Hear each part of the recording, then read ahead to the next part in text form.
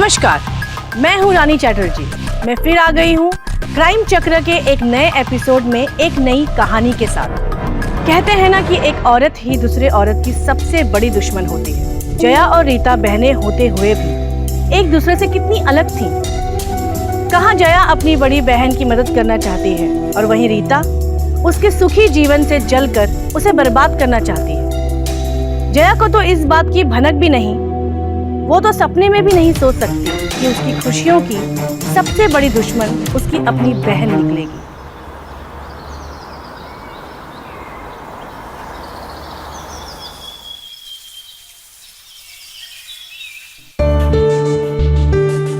दीदी, आओ ना अंदर। वहाँ की बड़ी हो, आओ।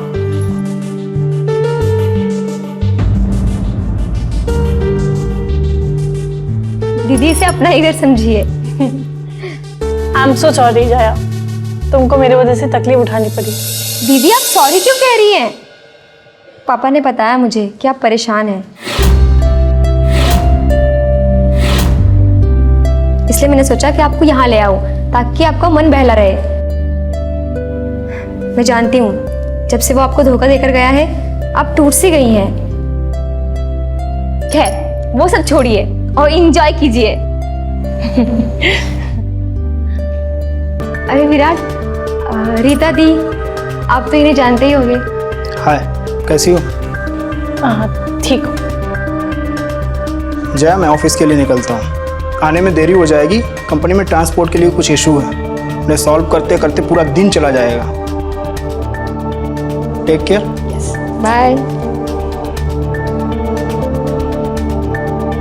दीदी आओ ना।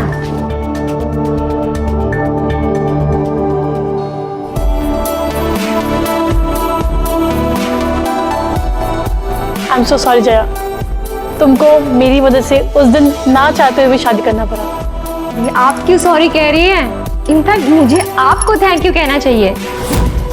विराट बहुत अच्छे हैं। मुझे ऐसा लगता है कि उन जैसा पति तो मुझे ढूंढने से भी नहीं मिलता।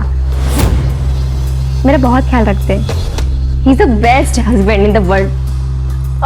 मेरी आने के खबर से विराट गुस्सा हो गया ना? गुस्सा? बिल्कुल नहीं।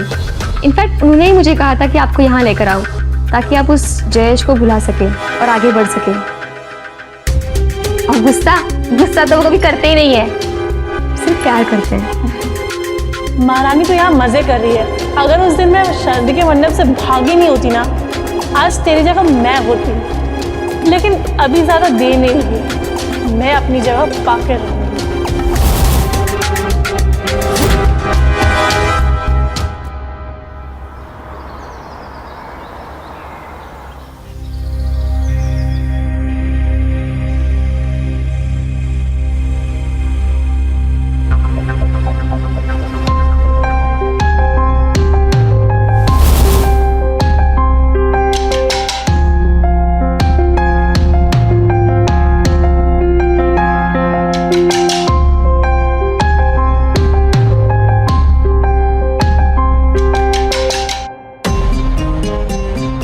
अरे Virat, thank you so much मुझे ये काम दिलाने के लिए, वरना तो मैं पूरे दिन बोर हो जाती। अब मैं बोर नहीं होती। थैंक यू कि इसमें कोई बात नहीं है। वैसे भी कंपनी को डाटा ऑपरेटर की ज़रूरत थी, तो मैंने सोचा ये काम तो तुम कर लोगी। बाय द वे, आज रात तक ये काम पूरा कर लेना। हाँ। दी, पापा का फ़ोन आया था, कह रहे थे उनकी तबीयत ठीक नहीं है, हमें फ़ौरन निकलना होगा। मुझे भी उनसे मिलना है, पर मुझे ये काम भी तो कंप्लीट करना है। देखो, ये काम बहुत अर्जेंट है। लैपटॉप साथ लेकर जाओ और काम वहाँ पूरा कर लेना। विराट, आने जाने में मुझे 5 घंटे लग जाएंगे और रास्ते में इंटरनेट भी नहीं रहेगा। कैसे होगा? मुझसे नहीं होगा ये काम। दीदी आप एक काम कीजिए, आप यहीं रुक जाइए, मैं चली जाती हूँ, आप काम खत्म करके आ जाना। ठीक है? ठीक है, तुम संभाल लोगी ना? सब संभाल लूंगी दीदी, डोंट वरी। ठीक। Okay bye.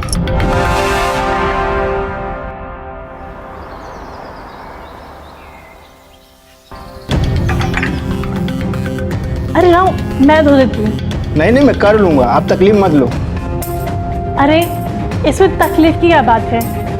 अगर मैं उस दिन भागी नहीं होती तो मैं तुम्हारी बीवी होती, ये सारा काम मैं करती। पर मैंने जया को ये सुख दे दिया। खैर कोई बात नहीं, लाओ मैं धो देती हूँ।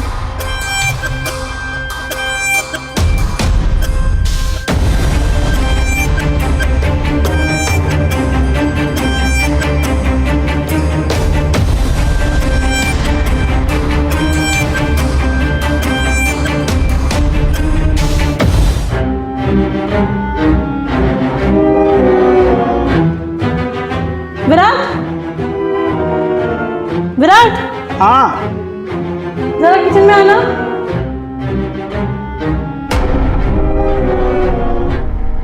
यार विराट जल्दी आओ ना, मुझे बहुत तकलीफ हो रही है।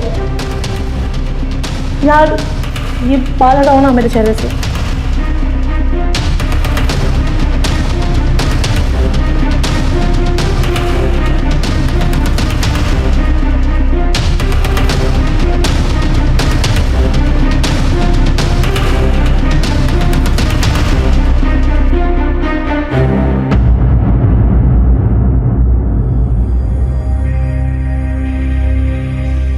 काश मैं तुम्हें उस दिन छोड़ के नहीं जाती, मैं तुम्हारी बीवी होती, मैं तुम्हें जय से भी ज़्यादा सुख देती। चाहो तो आजमा सकते हो।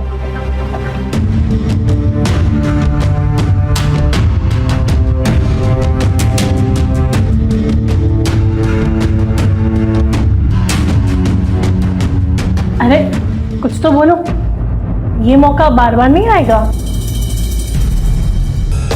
मौका तो मैं कभी नहीं छोड़ता। उस दिन तुमने मेरे से शादी ना करके कितनी बड़ी भूल कर दी। आज मैं तुम्हें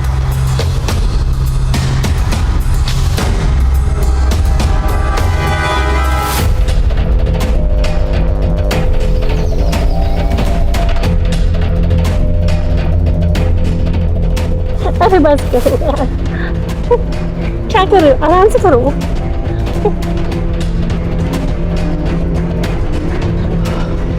तुम सच कह रही थी, जया से ज्यादा मजा तुमसे आया। मैंने बोला था ना। इस वक्त कौन आया होगा? देखो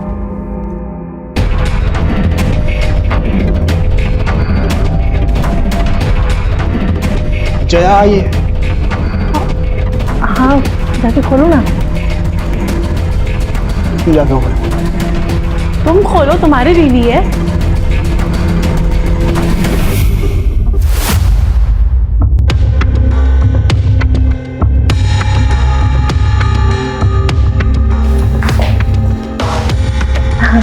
अरे जया, तुम तो 2 दिन के बाद आने वाली थी ना? हाँ, पर पापा ने मुझे वापस भेज दिया। उन्होंने कहा मैं ठीक हूँ तो तुम चली जाओ। अच्छा।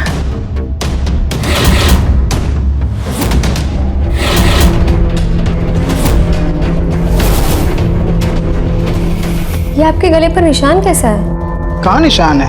है? नहीं नहीं नहीं।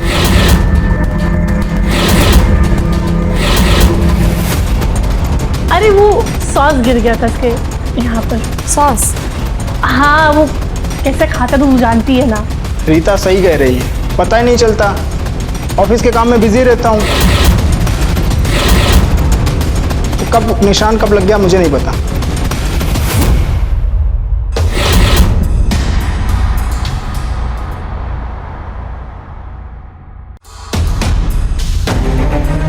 रीता, तुम यहाँ क्या कर रहे हो? मैं तुमसे मिलने आया हूँ रीता, मुझे माफ कर दो। जयेश? दीदी, जयेश यहाँ क्या कर रहा है? मैं माफी मांगने आया हूँ। मेरे परिवार के दबाव में आकर मैंने तुम्हें छोड़ दिया था, पर मैं तुम्हें भूल नहीं पाया हूँ। इसलिए आज मैं अपने परिवार को छोड़कर तुम्हारे पास आया हूँ। देखो, मुझे तुमसे कोई बात नहीं करनी, चले जाओ यहाँ से। नहीं रीता, ऐसा मत कहो। मैं तुमसे बहुत प्यार करता हूँ और मैं तुमसे शादी करना चाहता हूँ। प्लीज़ मुझे माफ़ कर दो और शादी के लिए हाँ कर दो। जयेश को अपनी गलती का अगर एहसास हो गया तो तुम्हें उसे माफ कर देना चाहिए और उसके साथ शादी कर लेनी चाहिए। हाँ दीदी, यही सही रहेगा।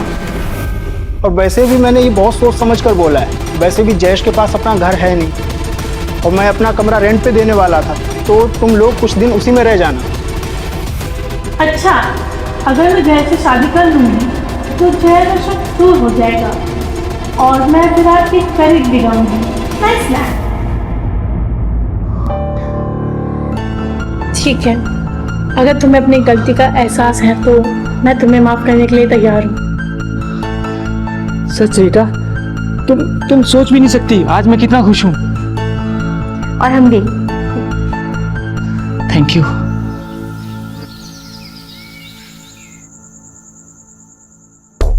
तुम नहीं जानती हो रीता, आज मैं कितना खुश हूँ।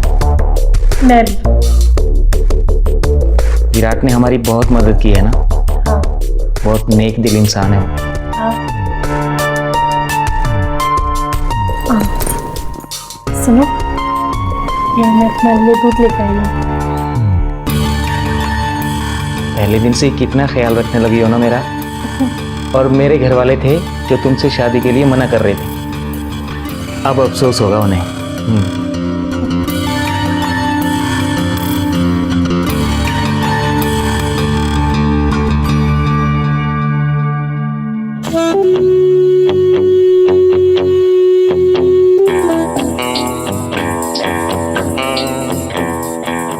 अब सुहागरात का टाइम हो गया। आज नहीं, आज मैं बहुत थक गई हूँ। कल? ठीक है बेबी, मैं तुम पर कोई दबाव नहीं डालूंगा। Good night.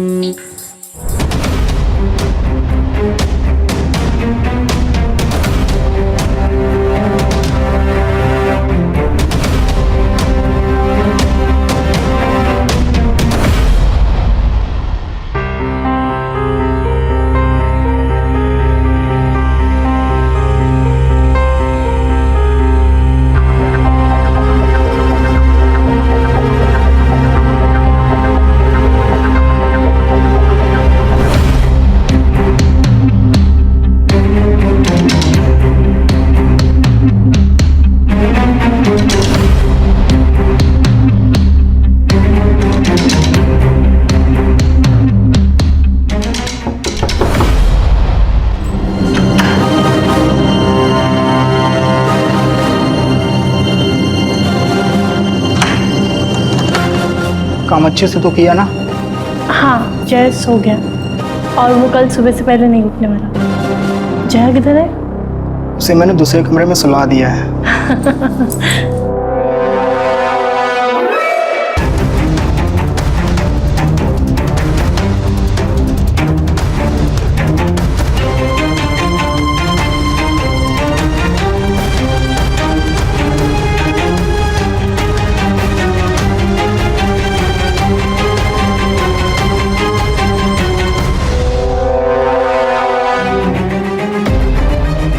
क्या हुआ जीजा जी? आप इतनी परेशान क्यों हैं? और आप किस लिए मिलने आए थे? कैसे बताऊं? अब कैसे बताऊं? तुम मेरी साली ना होती तो बता देता। कोई बात नहीं जीजा जी, आप मुझे अपना दोस्त समझिए और अपने मन का बोझ हल्का कर लीजिए। जया, मेरी और रीता की शादी में पूरा 1 महीना हो गया, पर हम दोनों में अभी तक पति पत्नी वाला कोई संबंध नहीं बना। क्या?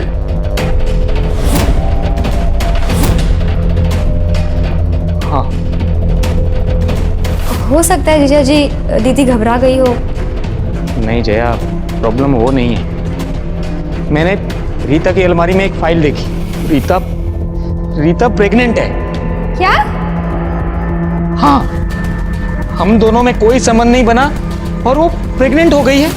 इसका मतलब प्रेग्नेंट? आप चिंता मत कीजिए, मैं एक बार दीदी से बात करके देखती हूँ। नहीं जया, शायद मुझ में ही कोई कमी है। मेरा भी बहुत मन करता है कि मुझे भी विराट की तरह पति होने का सुख मिले, पर शायद ये सुख मेरी किस्मत में नहीं लिखा। आप ऐसा क्यों फील करते हैं जीजा जी? मैं हूं ना आपके साथ।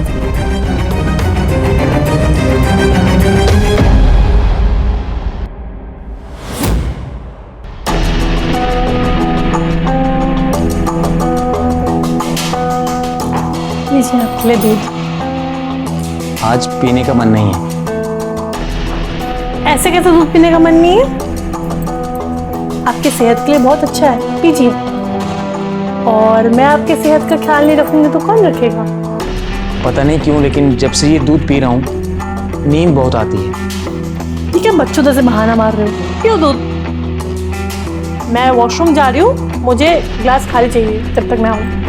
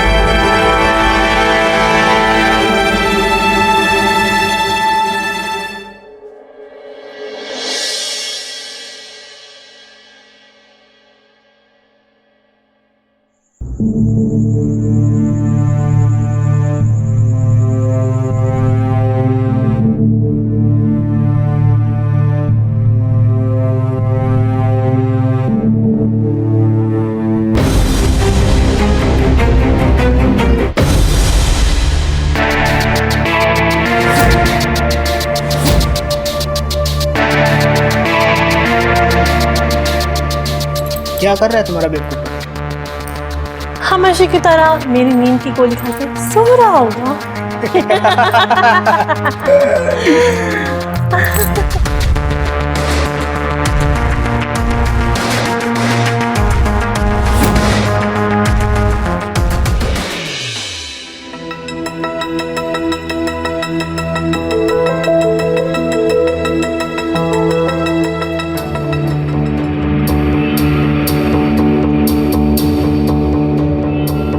इतनी रात को अकेले कहाँ गई होगी?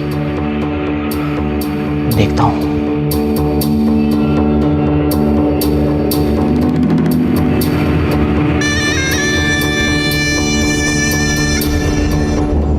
ये सब क्या चल रहा है? तुम क्या कर रहे हो? तुम सोई नहीं अभी तक? तो मेरी पीठ पीछे ये सब खेल खेलती हो तुम? हाँ, तो क्या हुआ? अब जिससे प्यार करती हूँ उसी के साथ ही संबंध बनाऊंगी ना मैं। अच्छा,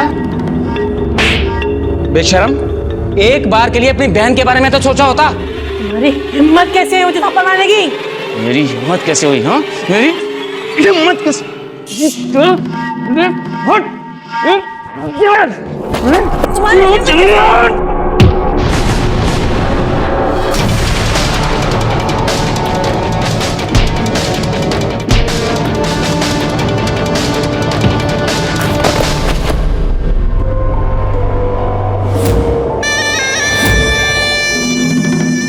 गीता, गीता,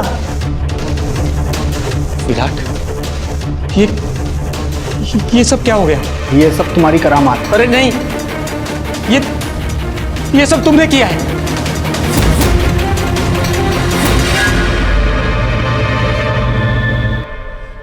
धोखे से बनाए हुए रिश्ते में कभी कोई सुख नहीं होता, बल्कि सबसे ज्यादा तकलीफ होती है।